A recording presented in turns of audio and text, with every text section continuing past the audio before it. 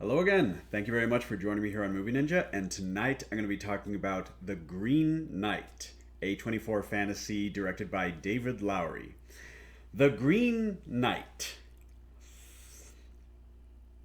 I liked it.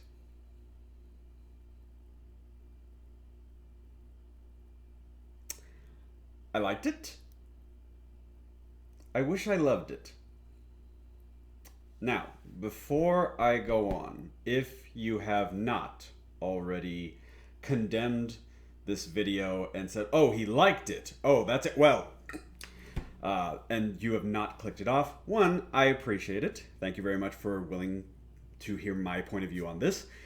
As well as I must give a forewarning. This will contain heavy spoilers and my own interpretation of the material with regards to my viewing. I say the material as in a quasi-academic sense because I feel that that's, in a way, how it is presented to the audience, like somewhat academically. There's so much visual metaphor to the point where the overall production feels somewhat bloated that just begs for analysis. And for the most part, I would love to take a museum tour with regards to a modern adaptation of Authuriana. For those that are unfamiliar with that term, Arthuriana means some type of Arthurian lore, mythology, legend. This stuff has been around for centuries, understandably. And it is only recently, with the advent of cinema in the 20th century, and moving into the now 21st century, that Authuriana has a new realm where it can grow. Most of it, I will say this, it has been very rare that I have seen something so impressively produced. The production, the music, the acting, the script, for the most part, is top notch. However,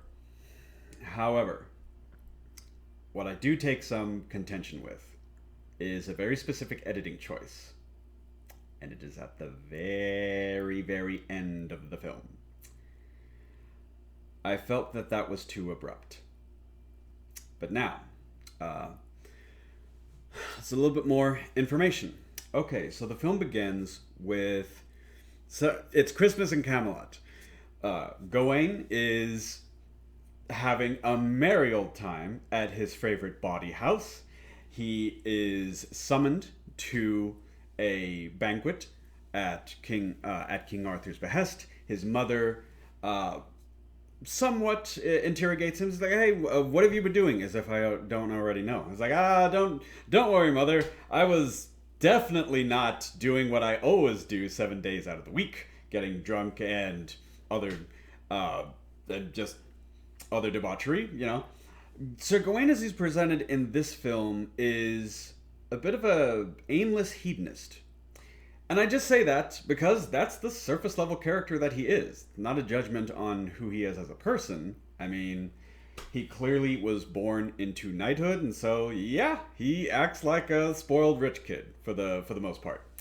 When he is at the table of his lord King Arthur, his lord and uncle, his uncle inquires about him. "Tell me a story of your life. Tell me something that I might know you better. I regret that we have not connected as much as perhaps I have connected with the other members of this circle." So he just is honest and he said, "Well, I don't really have any story worth telling." And while Arthur is somewhat visibly disappointed, his lady then says, "Well, you don't have a story to tell yet." She tries to build him up because it's clear that both of them, Gawain and Arthur, are rather disappointed in this. Now, from this particular setting, into the Great Hall rides astride a magnificent steed, the Green Knight, covered in the lush growth of wilderness. Just disfigured with an incredibly grim, ruinous visage. It is a wonderful. Oh, it is to date. It is my favorite because there are other adaptations that the BBC and other companies like have done.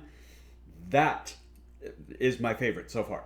Anyways, in rides the Green Knight with great axe and a lock of holly, and he makes a challenge. I make a challenge to any knight to visit upon me a blow with this axe, and 1 year and a day hence I will return whatever blow is struck unto me unto my aggressor. Well, all of the other knights take one look at this guy and like, not gonna be me. Nope. No. Gawain sees an opportunity for excellence and glory, and so he challenges the Green Knight. The Green Knight surrenders. He surrenders his great axe to him, and he lowers his head. When he lowers his head, well, Gawain just imagines like, aha, if I cut off his head, well, then the game is just won. Because it is only a game. Supposedly. Parentheses. It is only a game. Air quotes. So, he strikes a blow, lops off the Green Knight's head, and well, I mean, hey, that was kind of a weird entrance, but I mean, hey, at least give us something to talk about, guys. Why does everybody look so surprised? Oh no.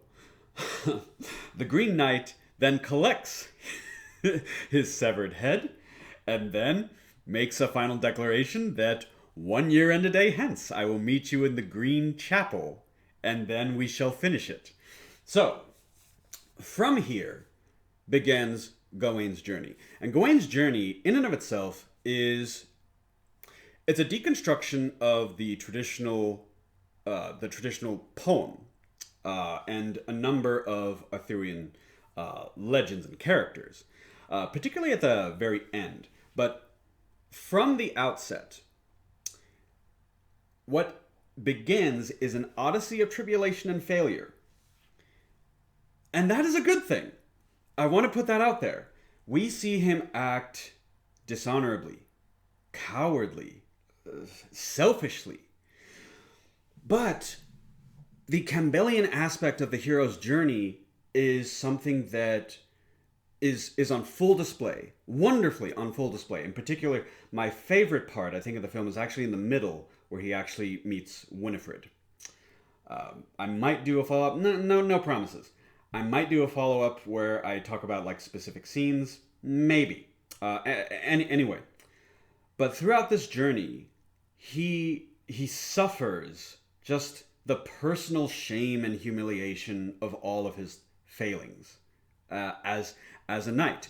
True, he was born into knighthood, but as of this point, he doesn't understand what it is to be an honorable knight. And so the journey helps to shape him. And that's good. I'm talking even outside the film. We need mistakes and failures to improve ourselves. We need to have these rigorous trials and exercise and something to just forge us into someone who is like different and better than what we were. So there is a purpose to failure and mistakes. And that is essentially what we see Gawain go through, and up until the very end. But before we get to the very end, we have the most close scenes when he stays with the Lord and the Lady. In the poem, they're referred to as Lord and Lady Bertilac. I'm not entirely sure exactly why the Mr. Lowry decided to drop the names, because it does follow the poem the closest at the interval where he meets the Lord and the Lady. And you have this wonderful aspect of cross-examination, both from the Lord and his wife. Now, from here, when he's at the castle of Lord Bertilac and his wife, Lord Bertilac asks him existential questions. Who are you? What do you want to be? Oh, you want to be an honorable knight. Well, what do you think that means? To Gawain's, Gawain is vapid. He's like an unshaped ball of clay. He needs to think critically about this. A lot of people assume that critically just means reductive or perhaps even like insulting. In the academic point of view, critically means that you think in a very involved manner, in a very deep manner. So the Lord asks him, well, what will it mean to be an honorable knight? What will it take for you to live a happy life, not just a successful life? And there's a little bit of banter back and forth. The Lady Bertilac asks him exactly as to why he considers the Green Knight his enemy. And he says, oh, because he is not of this world. And that begins one of the best performances in the entire film. Oh, I love it.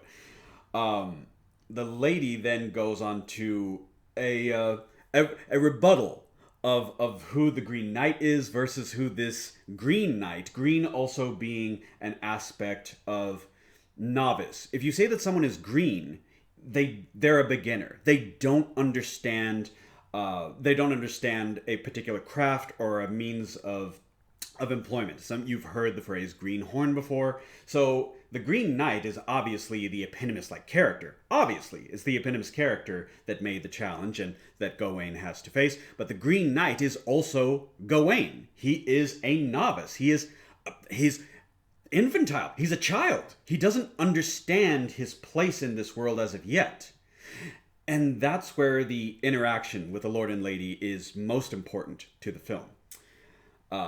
From there, they have an exchange where he also has to define what fidelity means. They put temptation in his way a number of times. And once again, the entire journey is a journey of mistakes and failure. And once again, this is to his benefit, I believe, overall. Finally, at the very end of the film, he meets the Green Knight. And I must also mention that he is also granted a scarf with an enchantment by his mother and later on by the lady. Or are they the same person? I'll get to that here in a second. That has an enchantment that will make him invulnerable to harm. So long as he wears this belt, girdle, whatever you want to call it, scarf, he will not be subject to mortal harm of the physical world. There we go. And so it acts as a kind of life preserver. At first, even with this safety vest, with this incredibly powerful amulet, he still cannot meet the challenge. He winces and he is the coward. And from there we see a series of events as to exactly how his life would have progressed if he stayed on this particular bent. And unfortunately, it just ends in sorrow and misery. And it's also quite obviously a penultimate ending. I've seen enough art house movies to know a penultimate ending when it comes across it. I know a dream sequence when one is presented to me. You don't have to give me a billboard to say like, oh, by the way, this isn't really happening. Anyways, after this vision of what might be, he does meet the Green Knight. And he does accept the Green Knight's judgment. When he initially winced, he said, like, did I carry myself in this manner when our roles were reversed? And he said, no, you did not. And it does not, but he is still mortal. And I can't, in my eyes, he is still blameless for wincing, for being afraid, for being scared. He is still blameless. Because, once again, it's a really tight script, y'all. It mentions, like, if it doesn't matter if it was a year, 1 year, or 100 years, you're never ready. You just aren't. It's just the exact opposite of mortality is not something that a living being can ever readily accept. Maybe gracefully given time, or so we tell ourselves. But there are people that, unfortunately, they could live into their 90s and they're still not ready for whatever comes next. And that's just human nature. That's not a judgment on those people. Anyways, after this vision has passed, Gawain then removes his green scarf, and he says, and he submits. He just fully and completely submits to whatever the Green Knight will do next, which he fully expects him to decapitate him. He decapitated him a year and a day prior, so by the rules of their agreement, he should be able to do that as well. The Green Knight looks at him compassionately. And then he compliments him for his action. He strokes Gawain's throat with a single digit under his neck. And then he says, "Now off with your head." And now I'm going to give my interpretation of this. As many people have given their interpretations, because after making this declaration, the film just ends. It's very uncomfortably abrupt. And I believe that is why, unfortunately, more people have not watched it, is because there is an expectation of disappointment. Which, even to myself, I would not have gone that route. I'm not Mr. David Lowry. And he is not answerable to me. I'm just a member of the audience. However, if this is meant to be presented as an ambiguous ending, it's one of the worst ambiguous endings that I've ever seen. If it maintains some semblance of anchorage in something, then this is my interpretation, and I appreciate anyone who's stuck with me thus far. This was all an illusion, a journey. Like, the story cannot end because it is only beginning. And you may have heard that some people have used the interpretation, the journey is greater than the destination. The journey will continue, but post-credits, y'all. It has to. It has to. When he makes the declaration, "Now off with your head," now off, now go back to the road, go back to Camelot, now off with possessive, with your head.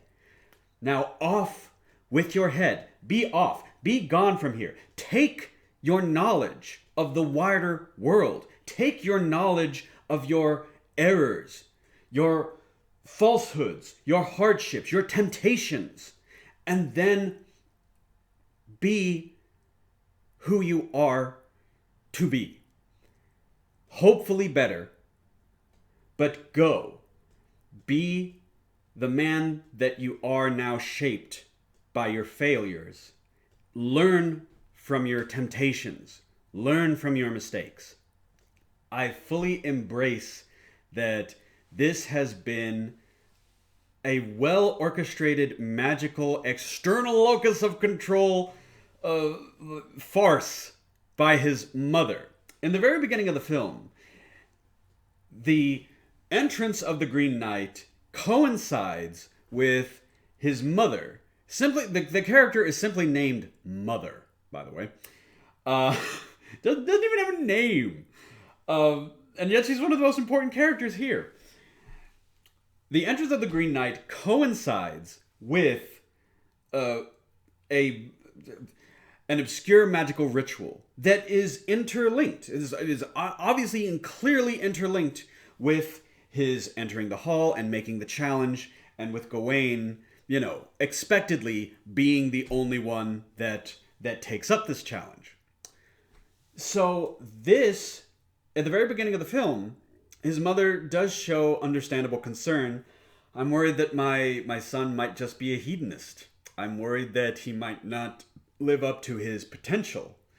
And so this journey was orchestrated and authored by his own mother, including because of a deviation from the poem. Because in the original poem, there are certain last minute revelations where it is Lord Bertilac and his lady who are somewhat compatriots to Morgan Le Fay. We did this so we could teach you a lesson and to test the strength and courage of Arthur's knights. There's only one of you that stood up to the challenge, and you were kind of comical in how you faced that challenge. But that's not David Lowry's film. And that's fine. That's fine. I actually appreciate that deviation. But there has to be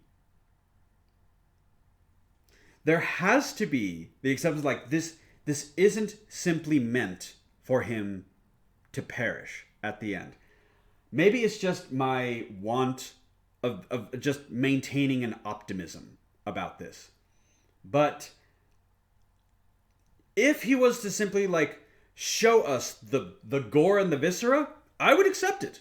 I would accept it. The problem that I have, and the problem that many other people have as well, is that it's just so abrupt. It's almost like you're trying to insert, and I apologize. I'm gonna end this quickly because this has already been longer than a majority of my reviews last year. Even with my ascribed interpretation and ascribed meaning to the end of it, there has to be something more. Otherwise, it's a wasted journey. The transformation is moot and neutered because there's no opportunity to affect the world in a positive manner with the affectation of change. And I can't believe that. So it is my interpretation that his mother, using her magic, began a chain of events to put him onto a journey of personal growth. And eventually he will return, maybe to Camelot, or just maybe to some semblance of civilization. As a better person. So, that is my interpretation of The Green Knight. Now, at the end of all my reviews, I usually ascribe a numerical value, anywhere from 1 to 10. Now, clearly, even if I don't appreciate the letter of the law that is the ending itself, it is clear that a lot of time and attention was given to a myriad of details about the production, about the script, about everything, really. This is David Lowry's art piece. I still prefer Ghost Story actually to this production. I wish that I enjoyed it more than I did.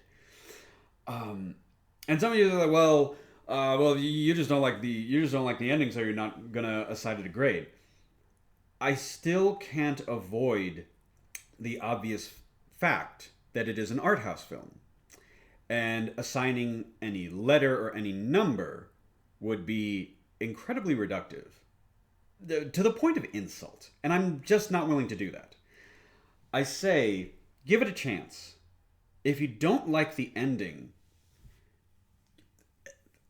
set back 2 chapters. You don't have to put yourself through the entire thing again. 2 chapters prior to the very, very ending. And then just give it a second look. Because I do feel that it deserves it. And this is from someone. I love Authurian. How much do you love it? Y'all, I have read chapters out of this for family and friends for after dinner entertainment. My family and friends are very indulgent. So, but they also know what to expect from me.